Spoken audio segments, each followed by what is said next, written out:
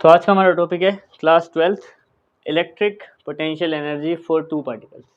यानी कि दो पार्टिकल को अगर हम एक जगह पे ला रहे हैं और इन्फिनिटी से उठा के एक जगह पे लेके आएंगे तो उनके अंदर कितनी इलेक्ट्रिक पोटेंशियल एनर्जी होगी। और इलेक्ट्रिक पोटेंशियल एनर्जी हमने इससे पहले ही समझा था कि वो क्या होती है, तो वो जो होगी उसके बारे में हमें यहाँ पे डिराइव करना पड़ेगा फंक्शन पर। सबसे पहले यहाँ पे कुछ केस समझो कि जैसे मान लेते हैं कि इन्फिनिटी से, ये एक इन्फिनिटी है, ठीक है, मान लेते हैं यहाँ से मैंने क्या किया कि एक चार्ज को उठा के लाया हूँ मैं यहाँ पे Q1 इसको। तो यहाँ से यहाँ तक अगर मैं इस चार्ज को लेके आया हूँ तो इसका जो वर्क डन होगा यहाँ पे, वर्क डन यानी कि W1 मान लेते हैं इसको, तो ये कितना होगा। यहाँ पे हम इसको बोलते थे वर्क डन को कि जो पोटेंशियल एनर्जी है वो वर्क डन से ही रिलेट करती है, यानी कि नेगेटिव ऑफ वर्क डन होती है। लेकिन अगर हम मान लेते हैं कि हम पहले क्या किया करते थे, किसी एक पॉइंट चार्ज पहले से वहाँ पे रखा होता था और किसी चार्ज को लेके आते थे, जब वो उसको अपोज करता था तो हमें उसको वहाँ पे रखे रहने के लिए एक एक्सटर्नल फोर्स लगानी पड़ती थी।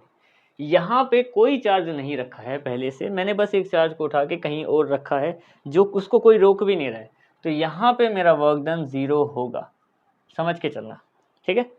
दूसरा, अब इन्फिनिटी से मैं एक और चार्ज उठा के लाया यहाँ पे, ये है Q2 यहाँ पे, जो कि Q1 से R डिस्टेंस की दूरी पे है, ठीक है। अब इसका वर्क डन क्या होगा, ये इन्फिनिटी है, ये हमसे यहाँ से काफ़ी दूर है, इसको मान लेते हैं कि ये इन्फिनिटी। अब इस पे वर्क डन कितना होगा, यहाँ पे W2 मानते हैं इसको, ठीक है। इस पे वर्क डन कितना होगा, कुछ ना कुछ इस पे वर्क डन होगा, क्योंकि देखो पहले से यहाँ पे जब हम इसको लेके आए थे यहाँ पे कोई नहीं था, ठीक है। लेकिन जब हम इसको लेके आए ना, देखो इसको ऐसे समझो कि मान लो हम लोग एक शॉप पे गए, पेट शॉप पे गए और वहाँ से हमने एक कुत्ता खरीद लिया, ठीक है।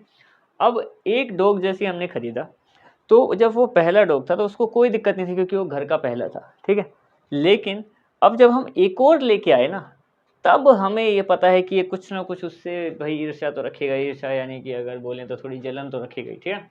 तो यानी कि यहाँ पे उस टाइम कोई वर्क डन नहीं था, लेकिन अब जब ये पहले से मौजूद है तब दूसरे वाले पे कुछ ना कुछ लगाएगा और हमें इसको यहाँ पे रोक के रखने के लिए एक एक्सटर्नल फोर्स यहाँ पे लगानी पड़ेगी, ठीक है।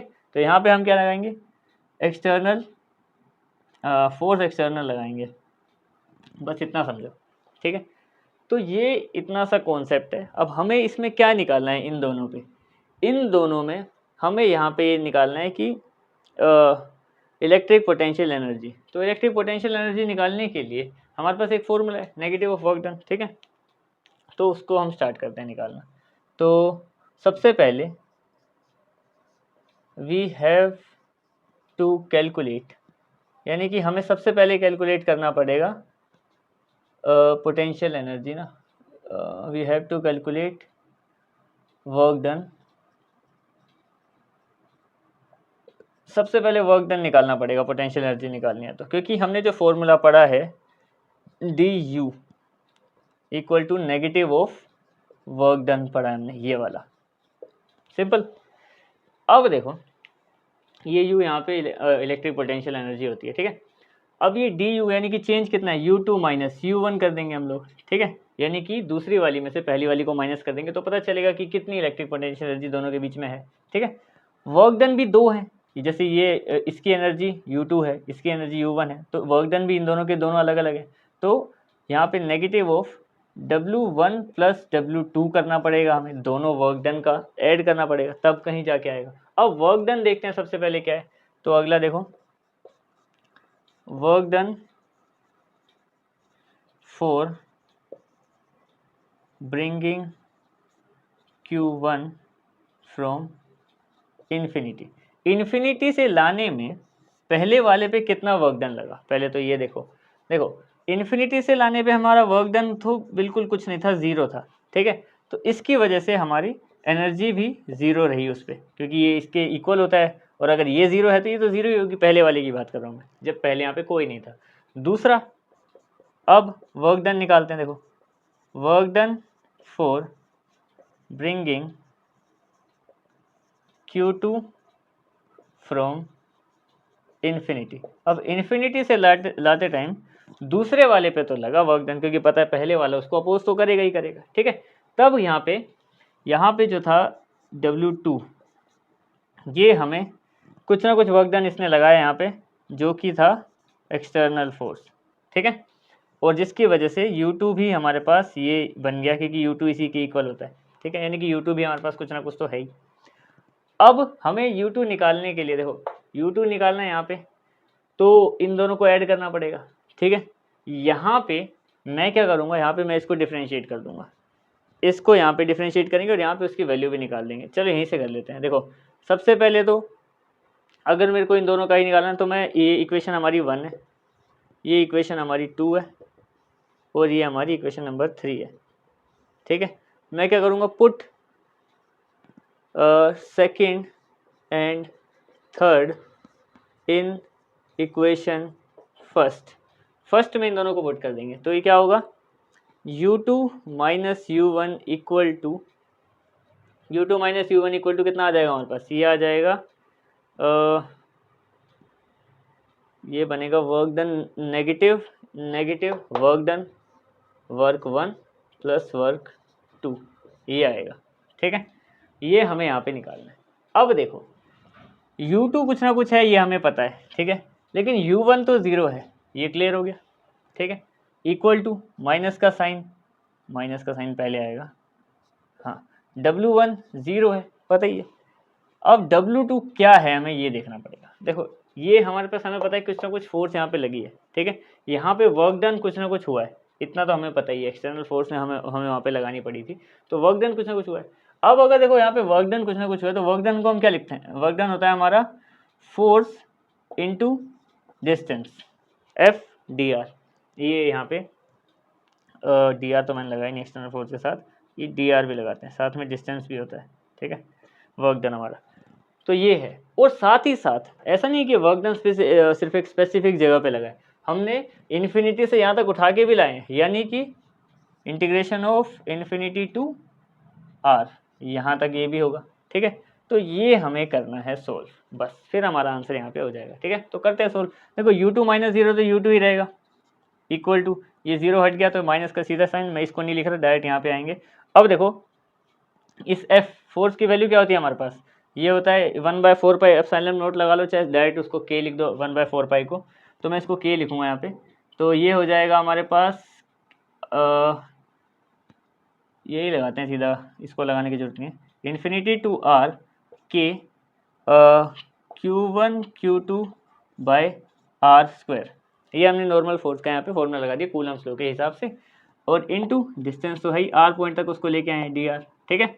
अब यहाँ पे इसको सोल्व करते जाओ, U2 नेगेटिव, ये देखो K जो है ये बाहर आ गया, Q1 बाहर आ गया, Q2 बाहर आ गया, जिनका इंटीग्रेशन नहीं हो सकता उन सबको बाहर ले आओ। ये न्यूमेरिक टर्म है, मतलब बेसिकली इंटीग्रेशन नहीं हो सकता, कहने का मतलब ये है कि ये नंबर है, ये कांस्टेंट है, ठीक है, तो इनको मैं बाहर लेके आ गया। तुमने मतलब इतना वो तो पढ़ा ही होगा, वैसे नहीं भी पढ़ा तो कोई बात नहीं। ये R² का यहाँ पे हम करेंगे इंटीग्रेशन, ये इन्फिनिटी से R तक हो जाएगा, 1/R² का ही इंटीग्रेशन होगा यहाँ पे, बाकी सबको मैंने बाहर निकाल दिया, ठीक है। U2 इक्वल टू, अब देखो यहाँ पे क्या होगा कि ये सब तो ऐसे रहेगा, माइनस का K Q1 Q2, इधर की अगर हम बात करें तो देखो 1/R² का इंटीग्रेशन क्या होता है, वो होता है माइनस का 1/R, और ये तो है ही हमारे पास कि इन्फिनिटी से R तक लेके गए थे, ये तो हमारे पास है ही लगा हुआ, ठीक है। आगे सोल्व करते हैं इसको, U2 equal to K Q1 Q2 bye तो हट गया।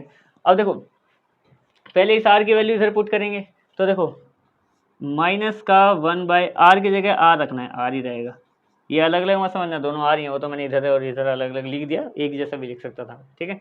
फिर माइनस का निशान, क्योंकि ये इंटीग्रेशन में ही होता है, देखो जैसे थोड़ा सा समझ ही लो यार, चलो इतना भी ज़्यादा कोई बड़ा कॉन्सेप्ट भी नहीं है। ऐसी कंडीशन में इनको कैसे करते हैं इस वाले को इंटीग्रेट, जैसे कि मान लो 2 और 4 है और यहाँ पे A है, तो पहले इसको 2 रखेंगे, अगला स्टेप देखो, पहले इसकी वैल्यू रखेंगे 2, माइनस का निशान लगाए, फिर इसकी वैल्यू रखते हैं 4, इस टाइप से होता है ये काम, ठीक है, ये तुम इससे रिलेटेड नहीं है। तो पहले मैंने ये रखा 1/R की जगह R, फिर माइनस का निशान लगाया, फिर ब्रैकेट, अब रखूँगा माइनस 1/R की जगह इन्फिनिटी, ये वैल्यू पुट करिए मैंने यहाँ पे, ठीक है। और इसको कहाँ सोल्व करें आगे, चलो यहाँ पे सोल्व हो जाएगा, कोई दिक्कत नहीं, आराम से हो जाएगा। अब देखो U2 की वैल्यू क्या आ गई मेरे पास, ये आ गई है माइनस का K Q1 Q2 देखो 1/, माइनस का 1/r तो ऐसे ही रहेगा, क्योंकि इसका यहाँ पे तो r की तो कोई वैल्यू पुट करनी नहीं है यहाँ पे, तो ये रह गया हमारा माइनस का 1/r।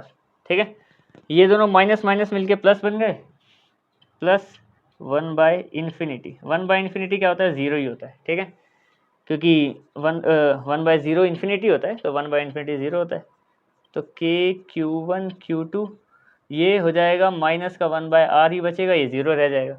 अब इसको अगर मैं सोल्व करूँ अगले स्टेप में, इसको यहाँ पे जा रहा हूँ मैं, देखो U2 की वैल्यू क्या आ जाएगी, ये आ गया माइनस का Q1 Q2, और साथ ही साथ माइनस का, देखो इस माइनस से ये माइनस करिए सब मल्टीप्लाई में, और ये आर नीचे लग गया इनके, यानी कि ये प्लस का आ गया, ये आ गई हमारी दो पॉइंट्स के बीच में इलेक्ट्रिक पोटेंशियल एनर्जी, या दो पार्टिकल, दो चार्जेस के बीच में इलेक्ट्रिक पोटेंशियल एनर्जी। कैसे निकालेंगे हम लोग, या तो ये लिख लो, या तो इस के की वैल्यू पुट कर लो, 1/4πε0 इंटू Q1 Q2/r, ये दो इस तरीके से हो गया हमारा। ठीक है, आज के लिए इतने, दैट्स इट।